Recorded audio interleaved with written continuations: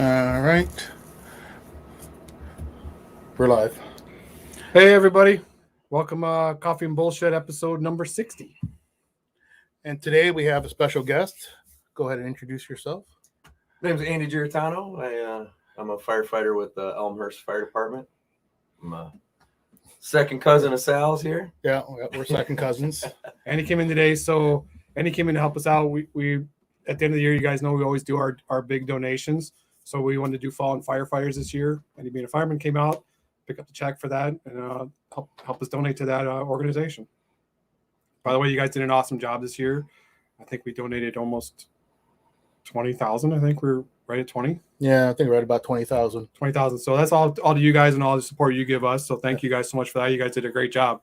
Really, I think above and beyond expectations, especially with the pandemic and everything going on. It's pretty amazing to get to that level. Yeah, well, because a dollar of everything we sell goes to veterans and first responder charity organizations. So plus we collected in the shop for K9 for Veterans and the Kane County K9s here. Guys were awfully generous. All the people who came to the shop made big donations to those organizations. So it was super great to be able to support them too. So let's ask. So Andy, what made you get into becoming a fireman? Because I know you did a couple things before. Yeah, it was kind of one of those things. I think a lot of us always wanted to do it when we were a kid, and so it's kind of one of those things. Every kid wants to grow up and be an astronaut or be a fireman, and then I always joke around and say some of us just didn't grow up, But when I was in high school, I lived out in Paw Paw, a little small town.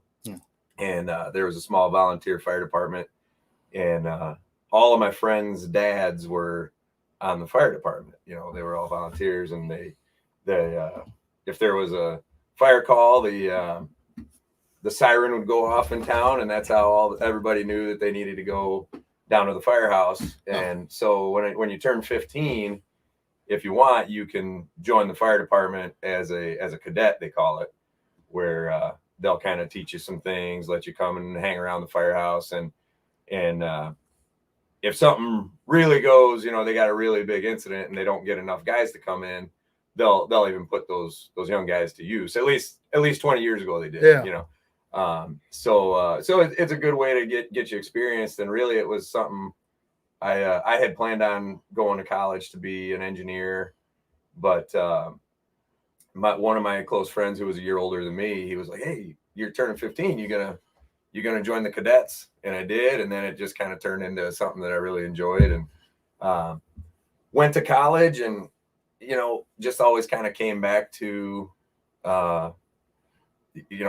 maybe I was always changing majors, couldn't decide what I wanted to be. Yeah, thought about being a teacher, thought about being an engineer, thought about being going for journalism, thought about going for law. And then when I was after my sophomore year in college, I was living with my dad here in Geneva at that point, and I had seen that the Geneva Fire Department was going to hire some part-time firemen. Right.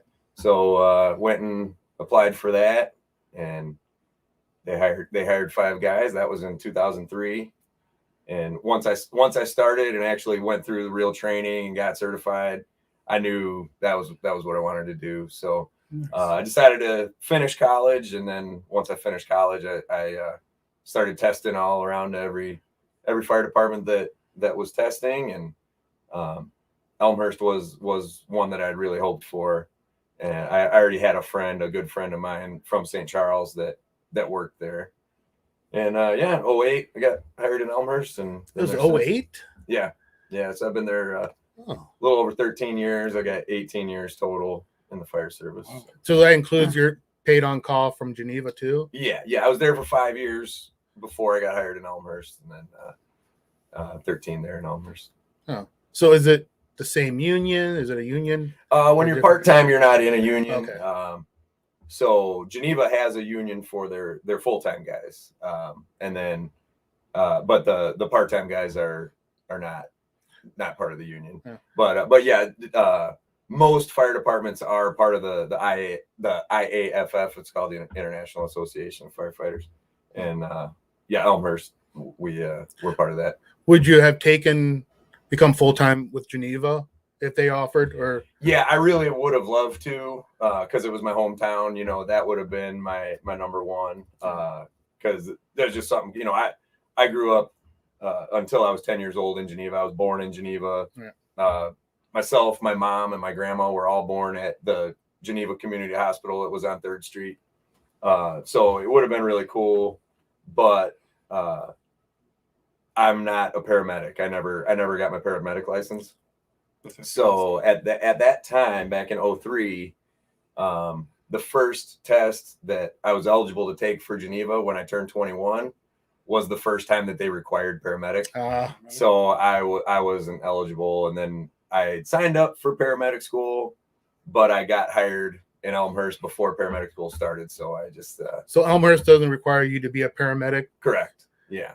So you're just strictly a fireman. You just I'm an EMT basic. EMT basic. So yeah, we do go on all the ambulance calls that come in, which are, more than half the calls that come in are ambulance calls as opposed to fire related. And we help out the paramedics on the ambulance. So we just don't ever have to be on the ambulance. That's really Okay. So yeah, we're kind of a dying breed. Elmhurst is one of the last towns that's like that. Most towns in the last 15, 20 years have required all their new firemen to be paramedics. And, usually it'll be the same guys, they're all firefighter paramedics, and some days you're on an ambulance, some days you're on a fire truck.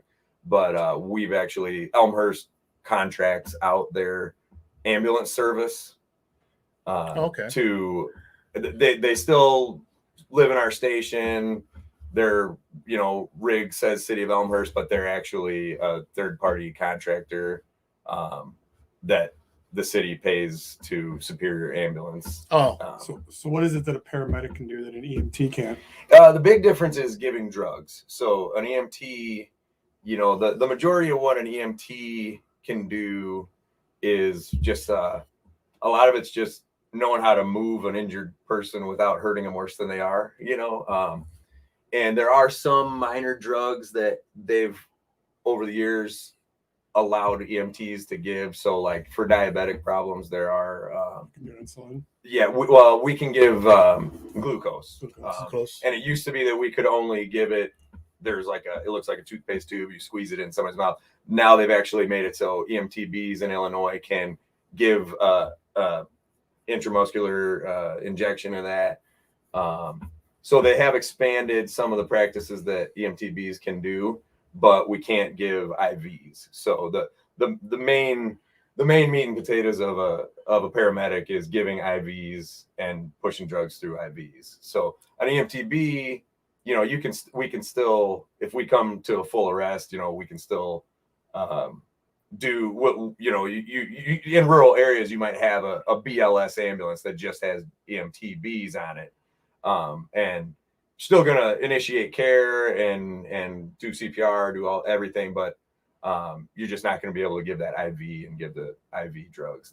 That's the main difference. So the training for a paramedic is way more extensive because you have to know so much about these drugs. Sure. And I've always been kind of consider myself lucky. I never had to be one of that. My hat goes off to them. But how long is that schooling? If you decided tomorrow you want to go be paramedic, how long is that schooling or training? It's been a while since I was supposed to go. I think it's about a year. Okay. I don't know I know at one point they were talking about changing it to where it was going to be like basically an associate's degree. It was going to be like a 2-year training program.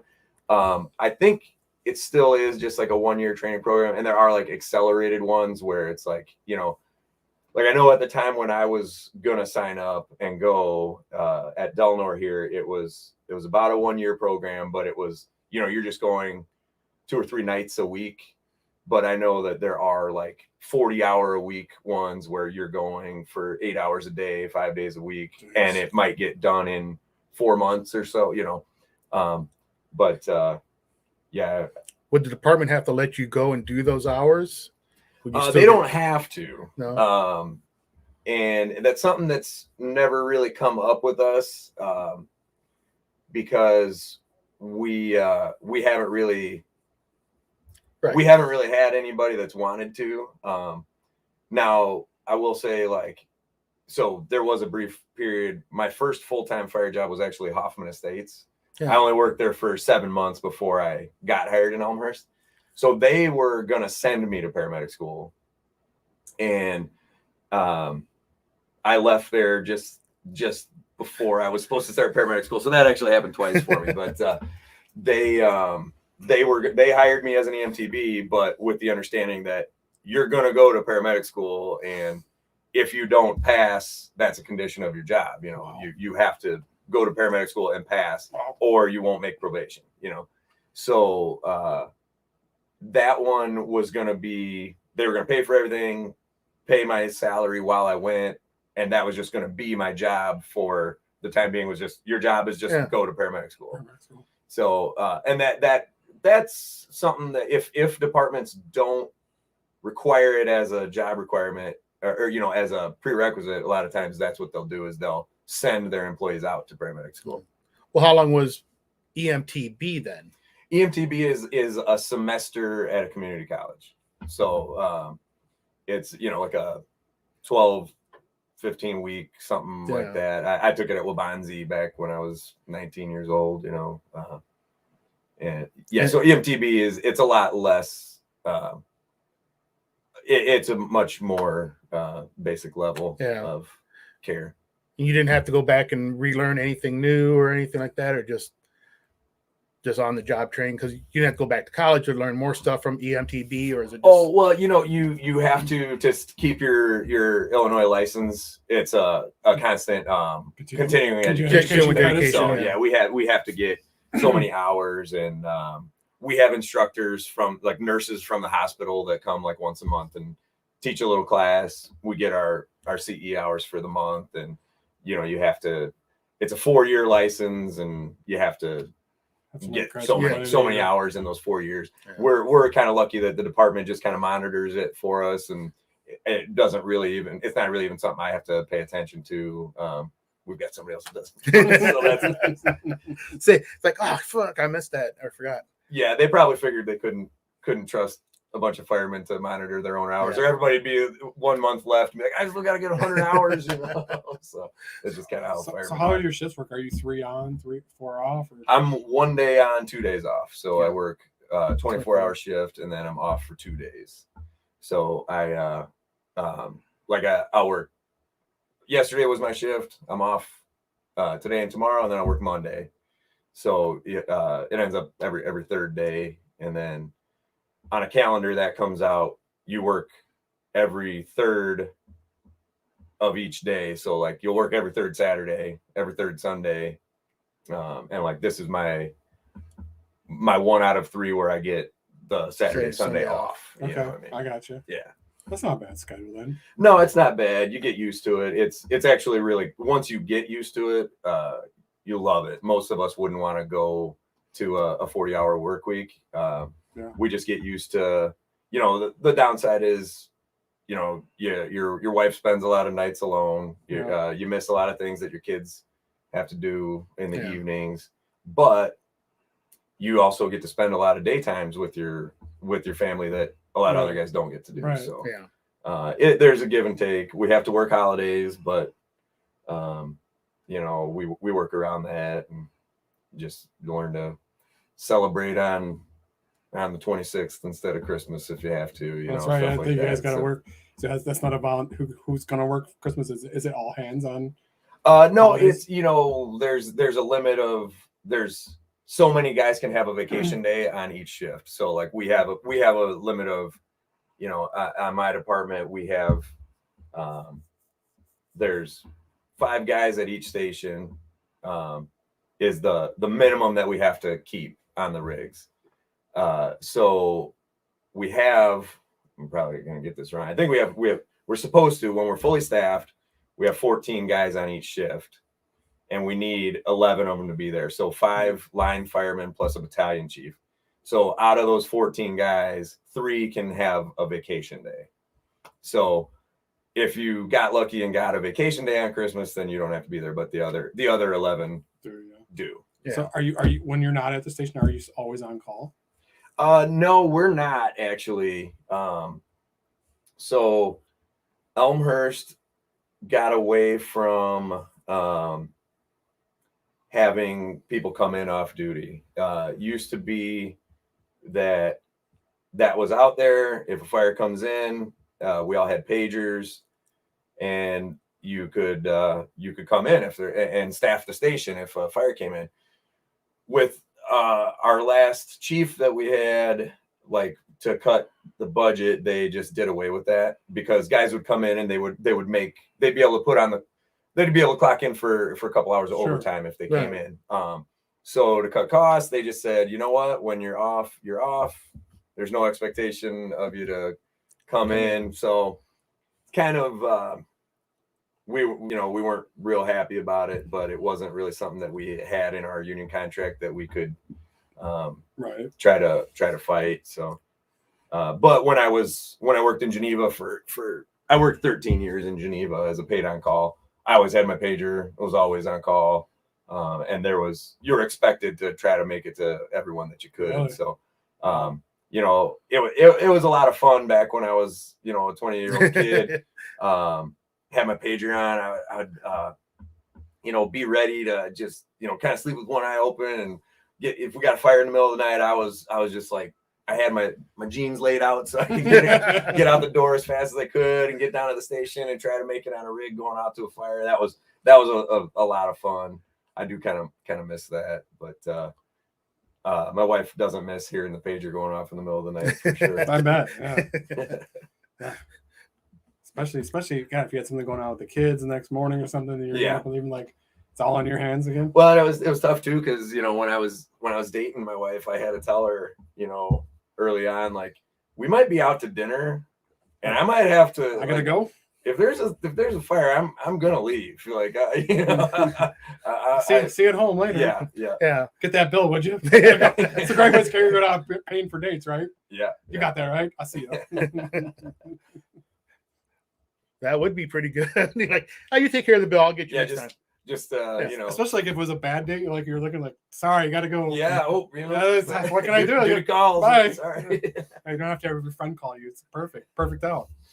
I didn't hear the pager go off. It's on vibrate. I got it. Yeah. Silent page for firemen. And then all of a sudden, as soon as you're getting up, it's going off. You're like, oh shit. But so now when you're off, now you're out playing gigs, right? Singing, playing guitar. Yeah.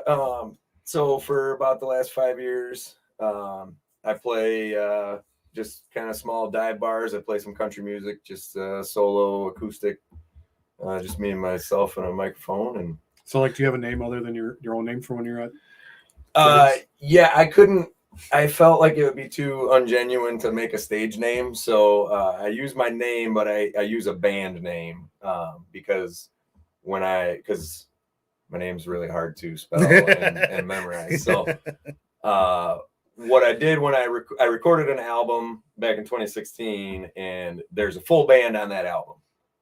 Now, I never had a full band, but there were session musicians who came in and recorded this album, like one piece at a time.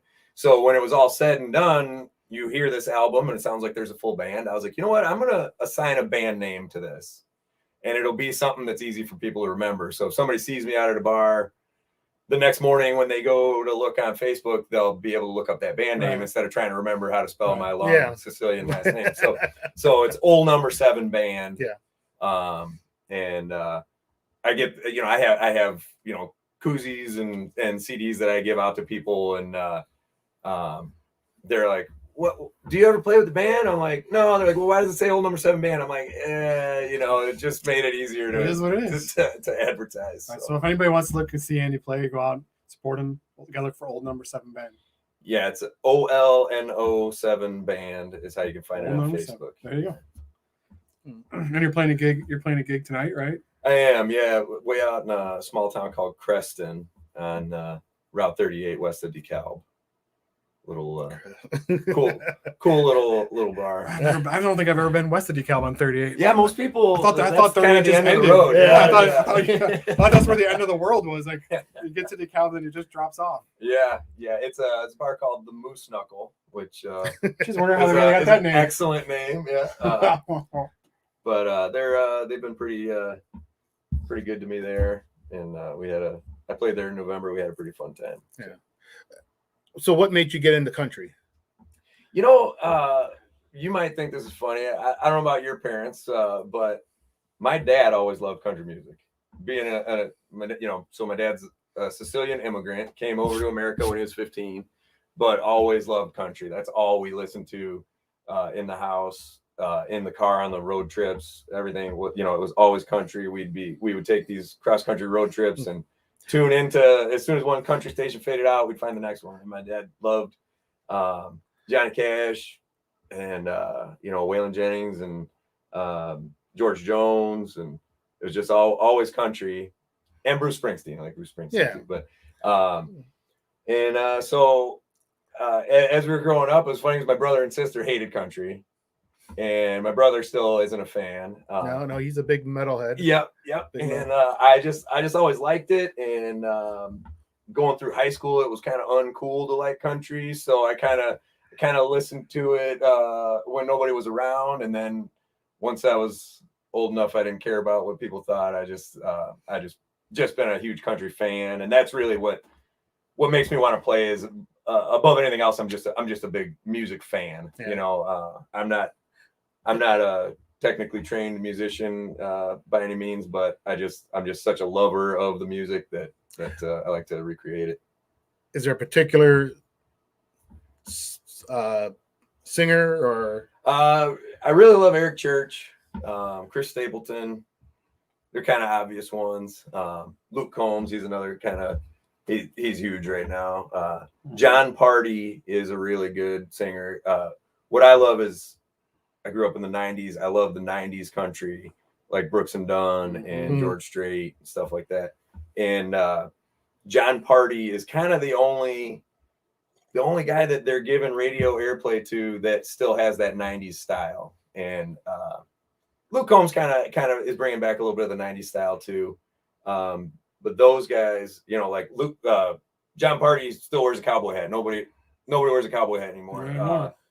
I wish cowboy hats would come back in style. I'd love to wear one when I play, but well, you still could. I could. Hey, man, when I was in Nashville, that was the busiest. It was the hat store, and right next door was the boot store. They were both insanely packed. Oh, yeah. Everybody buying Stetsons, right? Everybody buying boots. It was like insane. Yeah, all these people from New York City that took a trip down there. Gotta go buy a hat. I gotta get boots, Yeah. Yep. Boots are crazy, and Stetsons. I asked the wife for boots a couple months ago for a present. She just looked at me and laughed. It's like, no. I haven't seen anybody. Well, most people wear like the square toe boots now, right? It's like the Yeah. Okay, what's the name for them? I can't think of it. Can't remember. But does most wear now like the pony toe boots? Not anymore. I don't even see them anymore. Rare. Yeah, they're like I got these. These are more like motorcycle boots, really. Yeah. But and yes, he also rides too. Oh yeah. But yeah, I got a snakeskin pair of boots. I had always wanted. My dad had snakeskin boots when I was a kid. But speaking of going on these road trips, we go out to like Arizona. My dad would always want to buy a pair of snakeskin cowboy boots out there. So I got a pair of snakeskins, but they are square toed. They're not pointed. As a kid, man, I wore cowboy boots to school every day. My dad loved country music. That's all he wore was cowboy boots everywhere. So as a kid, me and my brother were like, "Oh, I'm gonna have cowboy boots," and I wore them to like school every day. Yeah, I loved them. Yeah, they're like the most comfortable shoes I had at the time. But yeah, I think my dad also had a pair. They weren't really cowboy boots, but they're like half. I don't know. They weren't fully raised up, but get your feet in there, and they looked like it if you had your pants down. Yeah. Right. And well, especially with when you guys went on the road trips, you always took one of the big caddies.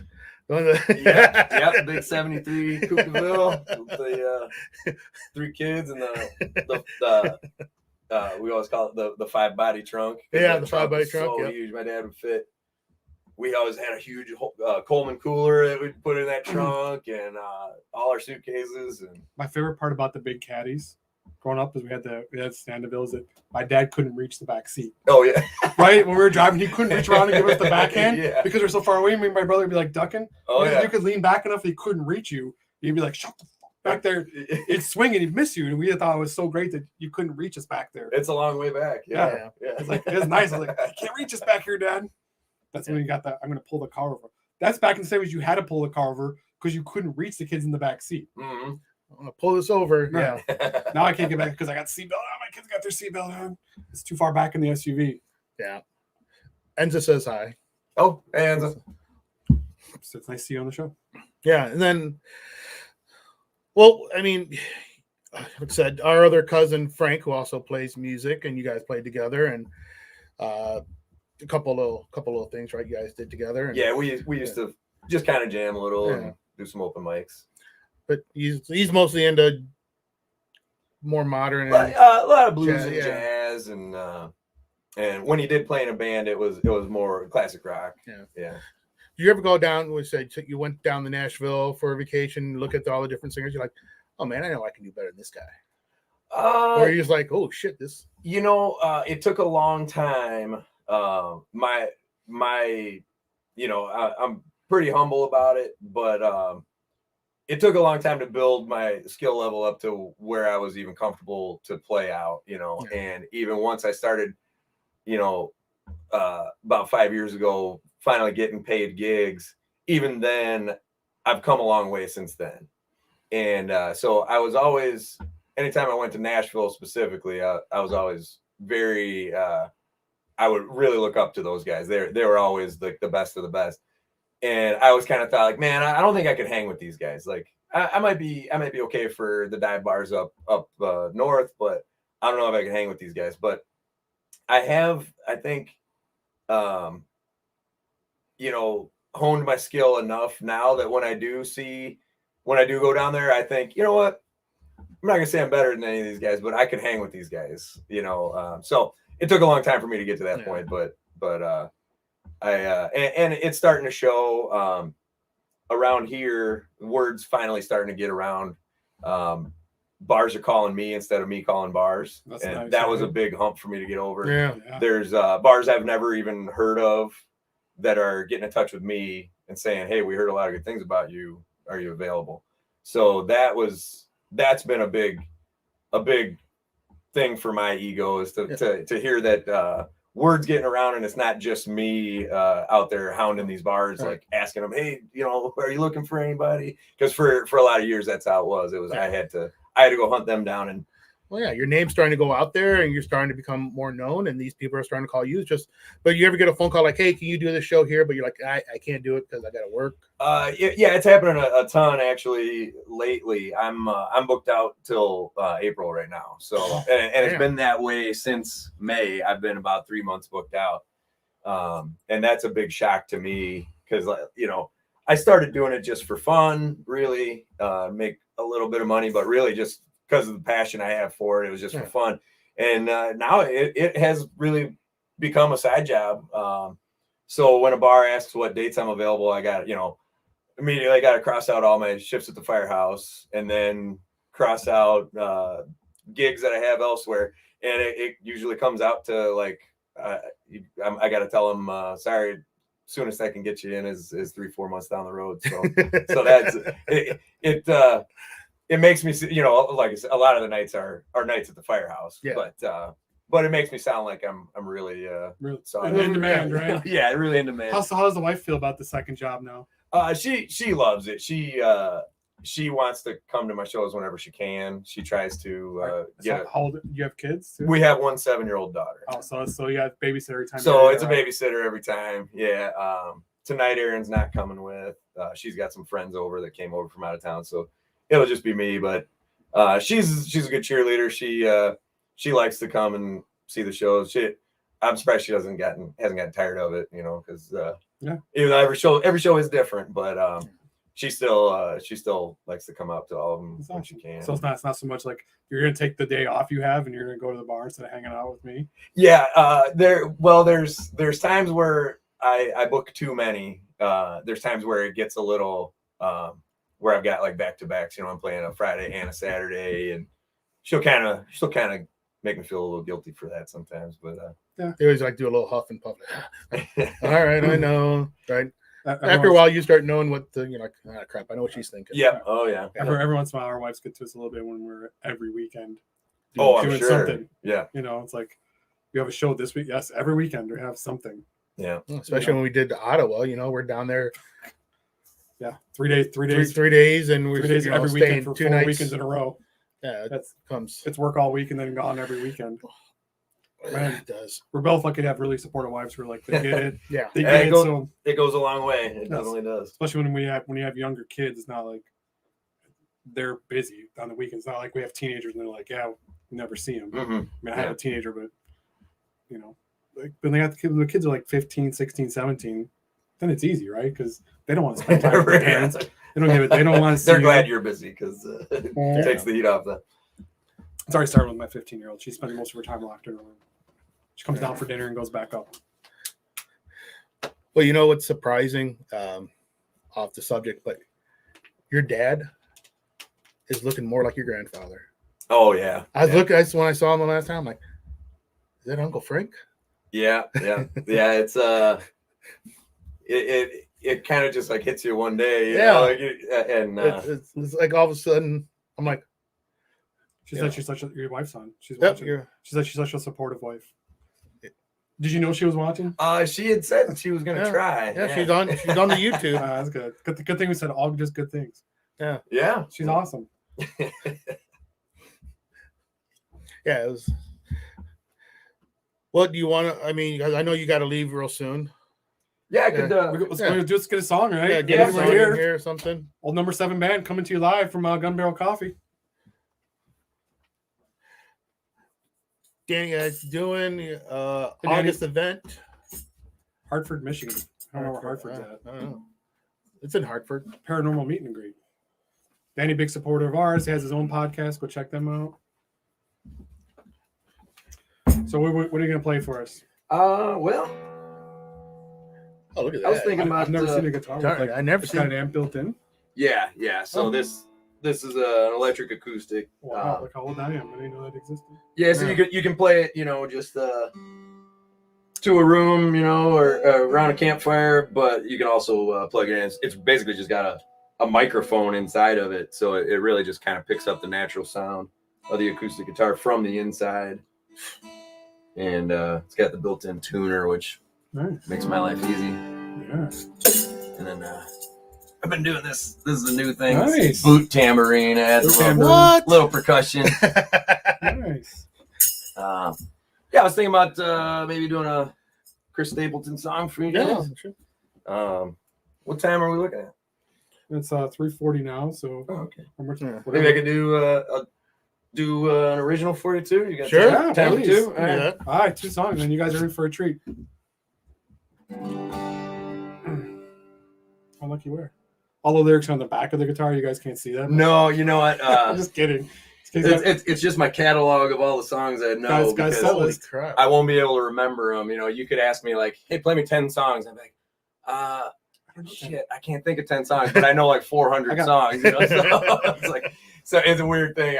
If you ask me, shit, man, I couldn't come up with 10, but I keep a list of them on the back, and I don't play with a set list either. So what I do, I just feel what the crowd's going with, and I got a few that I start out with usually, and then I see what everybody's digging. And you know what's really funny? When I worked at the Arcata, the performers there would have a set list, and everybody after they're done, they would just leave them there, and everybody would want those things. I'm like, kind of a cool little souvenir. Yeah, I'm like, okay, here you go, take it. There might be 2 of them there, and people take it. I'm like, one time, I'm keeping one for myself. I don't know what the hell I did. I probably threw it away. They go for like $1 million. Yeah, well, I threw it away. And this is I'll do this one. This is an older Chris Stapleton song. You gotta hydrate before you sing a Chris Stapleton song. So when you go to perform now, solo, right? Is there still nerves, or is it more I'm excited to get out there? You know what? Like now that I'm starting to kind of just be recognized, I'm more excited than nervous, because it used to be me asking a bar, "Hey, can I come play at your bar?" And then it's like, I better measure up. Right. So every gig's like an audition. Rather than now it's like, hey, they already heard good stuff about me. So I just got to go and kick some ass, you know? Nice. And so it's kind of a good little hump I've gotten over.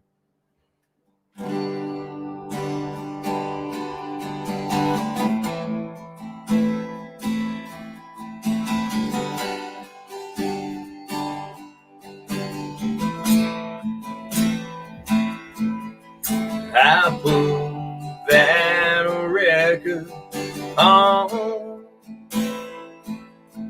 Girl, you know what song. And I let it play again and again.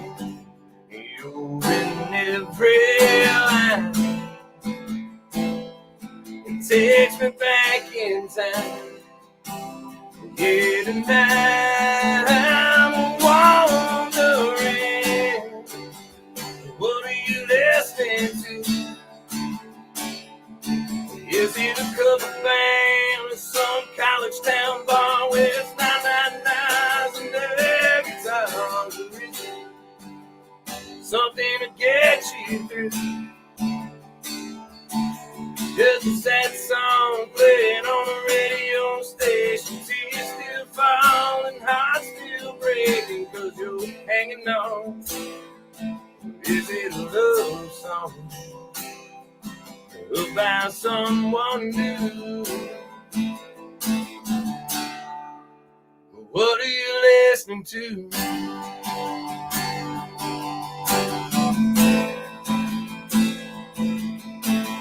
I'd like to believe that you're just like me, trying to figure out how a good thing goes back. I don't know, but I can't let it go. Yeah, it's about to drive me mad. What are you listening to? Is it a cover band, some college town bar where it's 999s and their guitars are rhythm? Something to get you through. Just a sad song playing on the radio station. Tears still falling, hearts still breaking, 'cause you're hanging on. Is it a love song about someone new? What are you listening to? Is it a feel-good song that you're driving too fast? We want to get you moving on past the past, or the kind that you can't help singing along, singing, oh, oh. Is it headphones on a downtown train, or the window seat on an outbound plane? Is it LA, sunny or Memphis blue? I wish I knew, I wish I knew. What are you listening to? Is it a cover band, some college town bar where it's 999s and their guitar? Or is it something to get you through? Just a sad song playing on the radio station. Tears still fall, hearts still breaking, 'cause you're hanging on. Or is it a love song about someone new? What are you listening to? Woo! Awesome. Sorry about your ears. You're a little Oh, no. Perfect. for the I loved it. type of So- yelling I do. So Number what- 7 band live here at Gun Barrel Coffee. So what happens if somebody wants to book you? What happens if somebody sees you and they want to book you? How do they get a hold How of they you? get, yeah. So that they can go to Facebook if they want, and look up Old Number 7 Band, or you can find me on Instagram just by my name, so Andy Giartano, which maybe it will be. Yeah, it's on here. There we It's go. on- Yeah, you can find me on Instagram. Send me a message on there. Those are usually the best ways. I do a lot of my communicating through Facebook and Instagram. Okay. We'll So- post and tag Yeah. you. So you can put this on your own Facebook page. Yeah, so people perfect. come see you guys, see you perform. I That'll don't know be if you the have a best. bunch of your own videos on Facebook? I have a lot of videos on YouTube. So if Okay. you just search my name on YouTube or Old Number 7 Band on YouTube, Cool. You'll find them on there. I got a channel. I try to keep up with. I feel I like know. I'm too old to know how to Social media, yeah. keep up with social media. Like I'm probably supposed to be posting things like all the time, day in day out. Yes. I really don't. I hear you. I kind of every now and then, if my wife's at a show and she takes a video, I'll post it. But a lot of times I'm not even thinking about it. We got a good video from today. We'll post the shit out of it. We can get another one out, Andy. Yeah, you want to hear an original? What's awesome is Andy will be here every Saturday podcast from now on, just to bring his music accompaniment. You got it. This is an original one. This one I haven't recorded this one yet. Oh, you're hearing it here first live. Yeah. So a handful of people have heard me play it out at the bars, but this is the national release of it. Yeah, it's never been played before. Special just for Gun Barrel Coffee. And now, if there's any kind of copyright infringement, I'll be able to say, "Hey, it was recorded." That's right. On January 22nd. Live. So it's a song I wrote about my daughter, and my daughter's only 7, so you got to use your imagination a little bit. But it's about what it'll be like. Well, I don't want to spoil the story. I guess what I'll say is every good country song, if you've studied country music, there's more to it than just pickup trucks and heartbreak. There's every good country song is either supposed to have like a twist in the plot where like you thought it was about something, but it ended up being something else, or just some kind of play on words where like there's some sort of dual meaning. Like country music is supposed to have that. And so this one has a little bit of a plot twist. As you're listening to the song, it sounds like it's about, a lost love, but it's really about your daughter growing up and moving away. So cool. I don't know. It's called On the Day We Met. On the Day We Met.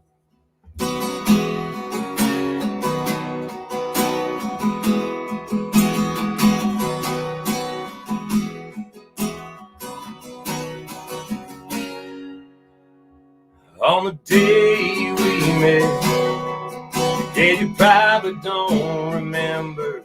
We both looked a whole lot younger back then. And I never will forget when I'm looking at these pictures, how the camera couldn't capture the love I felt on the day we met.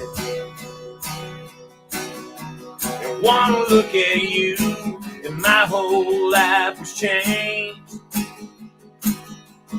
I was born to run, but you made me want to stay. I built this house to keep you safe, but I knew someday that I would have to watch you drive away. Nothing to compare to the day we met, but I never could prepare for the day you left.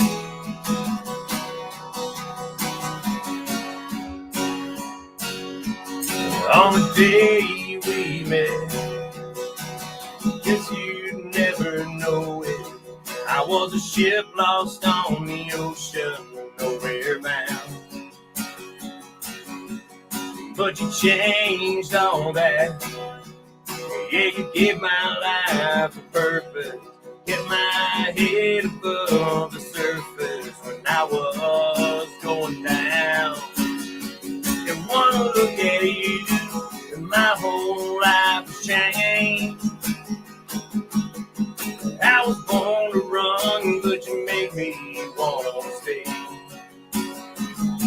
I built this house to keep you safe, but I knew someday that I would have to watch you drive away. Nothing to compare to the day we met,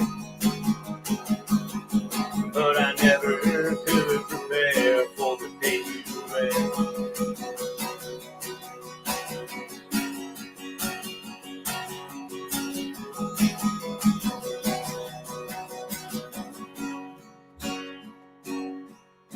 on the day you left.